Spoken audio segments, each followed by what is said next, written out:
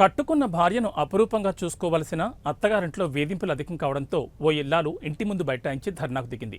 ఈ సంఘటన హైదరాబాద్లోని మైలార్దేవ్పల్లి పోలీస్ స్టేషన్ పరిధిలోని లక్ష్మీగూడలో చోటు చేసుకుంది. లక్ష్మీగూడకు చెందిన శివకు 4 ఏళ్ల క్రితం లహరితో వివాహం జరిగింది.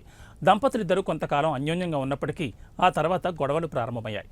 భర్తకు అత్త తోడు కావడంతో వేధింపులు అధికమయ్యాయి. తరచూ తాగి వచ్చి ఆమెను కొట్టేవాడు. దీన్ని తట్టుకోలేని లహరి 6 నెలల క్రితం పోలీస్ స్టేషన్లో ఫిర్యాదు చేసింది. అయితే అప్పటి నుంచి వేధింపులు మరింత ఎక్కువయ్యాయి. ఆమెను ఇంట్లోకి రానివ్వకుండా గంటేశారు. దీంతో తల్లిగారింట్లో ఉంటున్న ఆమె కుటుంబ సభ్యులతో కలిసి లక్ష్మీగూడలోని శివ ఇంటి ముందు బైఠాయించింది. తనకు న్యాయం జరిగేంత వరకు ధర్నా కొనసాగిస్తానని లహరి స్పష్టం చేస్తోంది.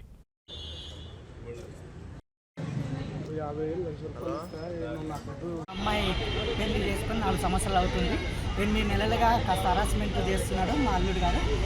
అది ఆ విషయంలో 2-3 చోట్లకి వెళ్ళి కంప్లైంట్ ఇచ్చాము. WPSలో ఇంటి దగ్గర అక్కడ ఇక్కడ పెద్దల సమక్షంలో కూడా మాట్లాడి సర్దుబాటు చేసుకుందాం అనుకున్నాము.